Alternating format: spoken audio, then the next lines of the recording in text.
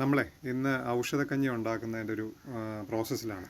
ഞായറാഴ്ചയും നല്ല ക്ലൈമറ്റൊക്കെ നല്ല വൈബ് ഇരിക്കുന്നതുകൊണ്ട് ഇന്ന് ഉച്ചയ്ക്ക് കർക്കിടകം കൂടെ ആയതുകൊണ്ട് നമുക്ക് ഔഷധക്കഞ്ഞി ഉണ്ടാക്കാം. അപ്പോൾ അതിനായിട്ട് അമ്മ ഇന്ന് എന്നെ വിളിച്ചിരുത്തി ഇതാ കുറച്ച് നമ്മുടെ പച്ചിലകളൊക്കെ ചേർത്ത് നവരരിയിട്ട് നല്ല കിടിലും ഔഷധക്കഞ്ഞി ഉണ്ടാക്കാം. അപ്പം ഇതാണ് നമ്മുടെ പഴയ അരകല്ല്. ഇതിനകത്താണ് വെളിച്ചെണ്ണൊക്കെ ഇതിനകത്ത് അരിയൊക്കെ അരയ്ക്കുന്നത്. കണ്ടില്ലേ കാറ്റ്.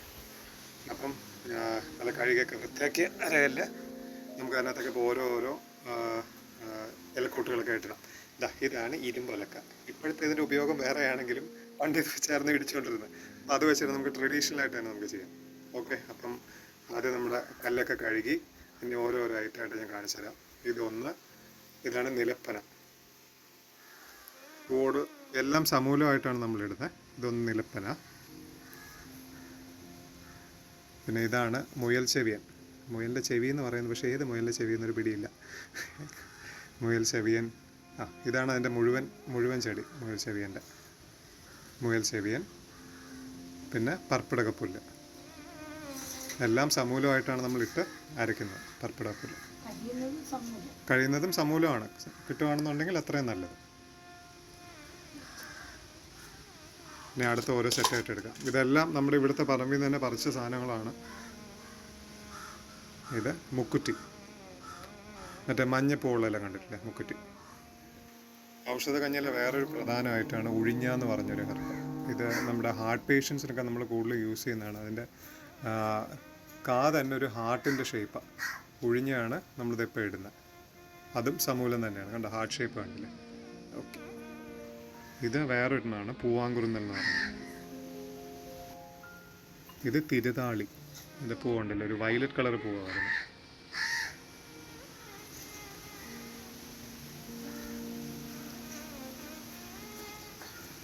നമ്മൾ മറ്റേ ഈ എണ്ണയ്ക്കൊക്കെ ഉപയോഗിക്കുന്ന കൈതോന്നി. പിന്നെ ഇത് വേറെ എണ്ണമാണ്, മലതാങ്ങി എന്ന് പറയും. അതും ഇതിനകത്തിരുന്ന് തന്നെയാണ്. ഇതാണ് എൻ്റെ ഇത്. ചെടി പിന്നീട് കാണിച്ചു തരാം. ഇതടുത്ത വേറെ എണ്ണ ഇടുകയാണ്, തഴുതാമ എന്ന് പറഞ്ഞ്. മറ്റേ കണ്ണിനൊക്കെ പ്രശ്നമുണ്ടെന്നുണ്ടെങ്കിൽ ഈ തഴുതാമയുടെ തോരനൊക്കെ നല്ല ടേസ്റ്റിയാണ്. പിന്നെ ഇത്രയൊക്കെ തന്നെയാണ് നമ്മൾ മേജറായിട്ട് ഇടുന്നത്. പിന്നെ അടുത്ത തുമ്പ. സമൂലമായിട്ടുള്ള തുമ്പ അറിയാലോ, എല്ലായിടത്തും സ്ഥിരം കാണുന്നതന്നെ.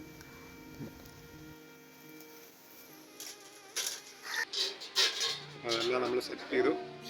ഇനി അടുത്ത് ഇനിയും ഇരിക്കാനാണ്.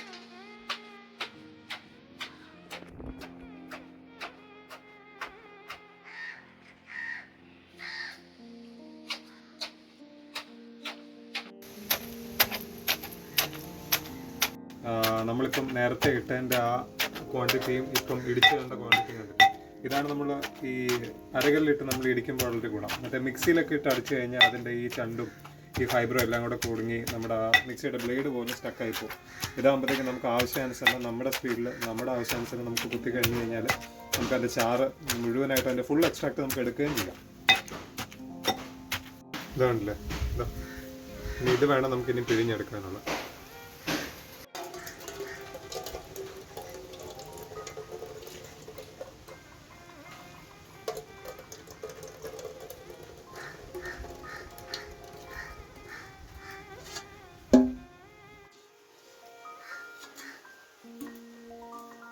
ഇത്രയും കിടന്ന് മർദ്ദിച്ചിട്ട് ആകെ കിട്ടിയത് ഇത്രയേ ഉള്ളൂ. പക്ഷേ ഇതിൻ്റെ ഗുണം എന്ന് പറഞ്ഞു കഴിഞ്ഞാൽ ഒരു 100 ഇരട്ടി ഗുണമാണ്. ഇനി നമുക്ക് ഈ സാധനം നമുക്കൊന്ന് അരിച്ചൊഴിക്കാം. നല്ലൊരു വലിയ അരിപ്പെടുത്ത്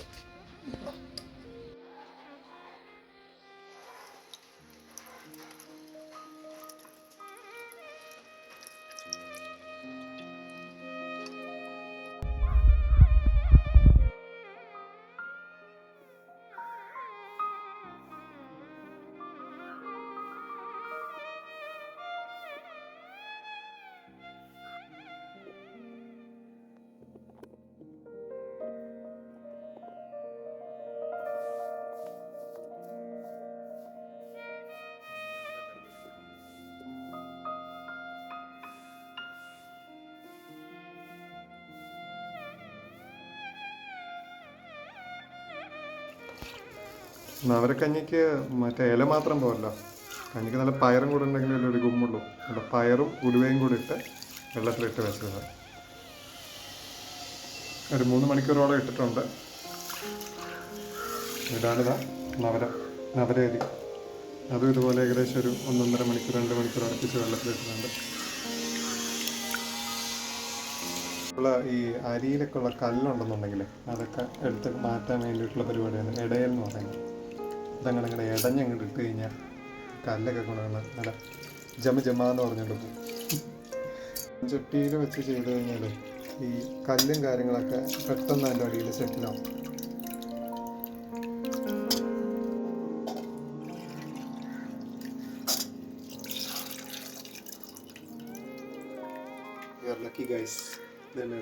കല്ലുകൾ കണ്ടു. ഇതിപ്പം ഏകദേശം കൊതുത്ത് വെച്ച നമ്മുടെ നവരരിയും പയറും ഉലുവയും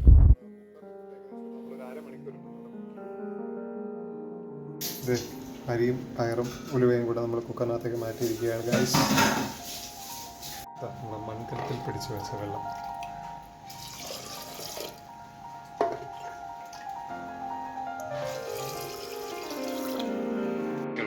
അടുപ്പ് റെഡിയാക്കിക്കൊണ്ടിരിക്കുകയാണ്. തൊണ്ട, ചിരട്ട, ഉമി, പിന്നെ ലൊട്ടിലടക്ക കമ്പുകൾ. ഔഷധക്കഞ്ഞിക്കുള്ള അടുപ്പ് പ്രിപ്പറേഷൻ്റെ ഭാഗമായിട്ട് ഇതാ അടുപ്പ് റെഡി ആയിരിക്കുകയാണ് ഗൈസ്. ഇതാ മൺകലം, മൺകലത്തിൻ്റെ അടുപ്പ്, ഇതാ അടുപ്പ്.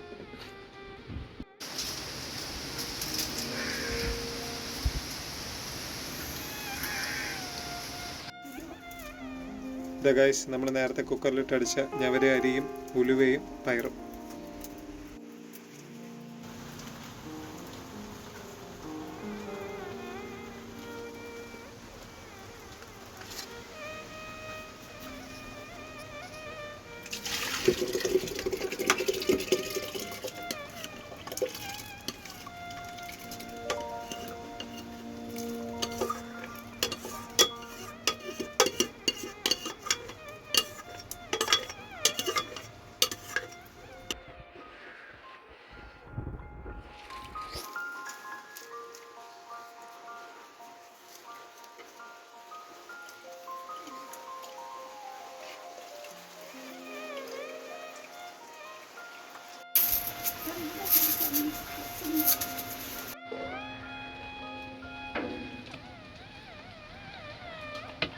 നമ്മുടെ ഔഷധക്കഞ്ഞിക്ക് പറ്റിയേ നല്ലൊരു നെല്ലിക്ക ചമ്മന്തിയും കൂടെ ആണ്.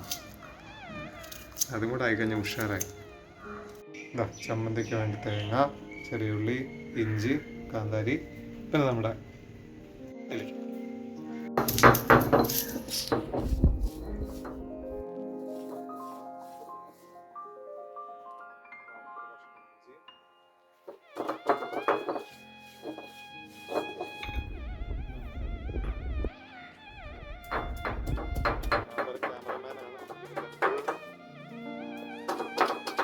അമ്മയാണ്, അമ്മയുടെ നൈപുണ്യമാണ് ഇതിനകത്തുള്ള എല്ലാത്തിലും.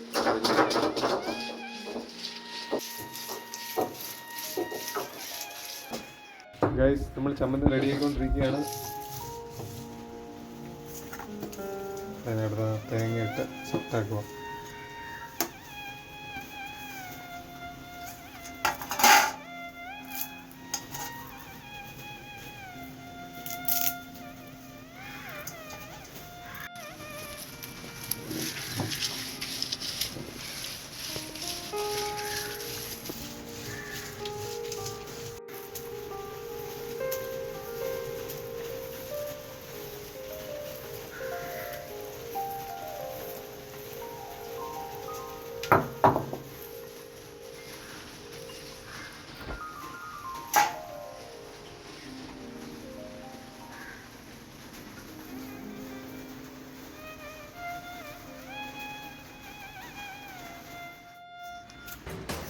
കഞ്ഞിക്കകത്ത് ഇടാനായിട്ട് ചെറിയൊരു കൂട്ടുന്നുണ്ട്, ചുക്കും ജീരകം. പിന്നെ അമ്മ മാത്രം ക്രെഡിറ്റ് ചെയ്തിട്ട് കാര്യമില്ല. എൻ്റെ സൈസിനുള്ള അമ്മിക്കല്ല. ഞാൻ അരക്കുകയാണ് ഗൈസ്, ഞാൻ ഇടിക്കുകയാണ് ഗൈസ്, ഇടിക്കുകയാണ്.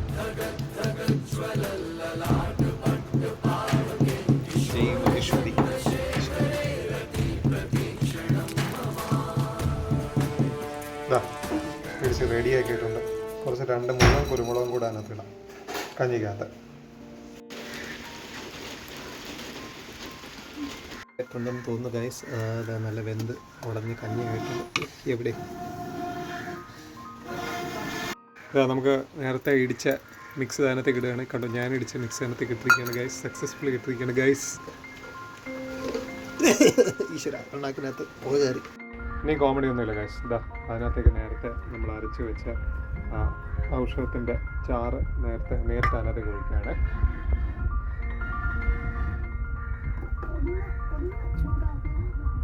ഇതൊന്നത് അമ്മ പറഞ്ഞ പോലെ ജസ്റ്റ് ഒന്ന് ഒഴിച്ച് കഴിഞ്ഞിട്ട് ഒന്ന് ചൂടാവാനേ പാടുള്ളൂ.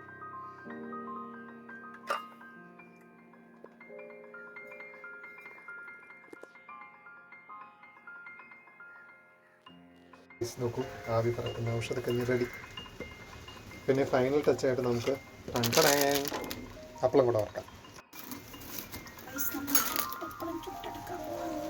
നിങ്ങൾ വിചാരിക്കും പപ്പടം വറക്കാമെന്ന് വിചാരിച്ചു എണ്ണ വെച്ചിട്ടായിരിക്കും. ഇല്ല, യു ആർ റോങ്.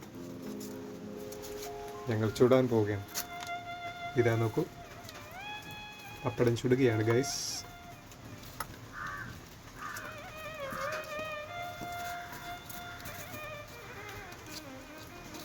പപ്പടത്തിനെക്കാട്ടിലെ അപ്പളം കുറച്ചും കൂടെ ടേസ്റ്റി ആയിരിക്കും. കാരണം പപ്പടത്തിനകത്ത് നമ്മൾ എന്ത് കാരമാണ് യൂസ് ചെയ്യുന്നത് എന്നുള്ള അറിയത്തില്ല. കണ്ടോ, നല്ല ഫ്ലെയിമിങ് ഹോട്ട് ചുട്ട പപ്പടം. സെക്കൻഡ് റൗണ്ട് ഇടാൻ പോവുകയാണ്. Come on guys, come on.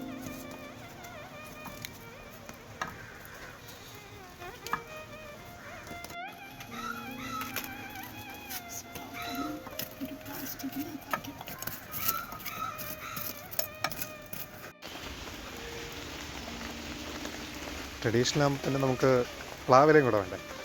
എന്നാൽ അങ്ങനെ തന്നെ ആയിക്കോട്ടെ.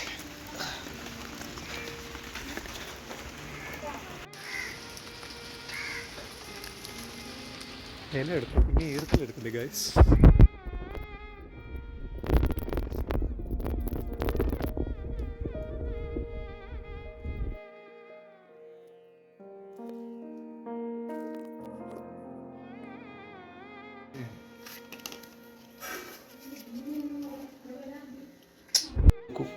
നല്ല ചൂട് കഞ്ഞി, ചുട്ട് പപ്പടം, നാരങ്ങ, ചമ്മന്തി, കോട്ടിയില കഴിക്കും.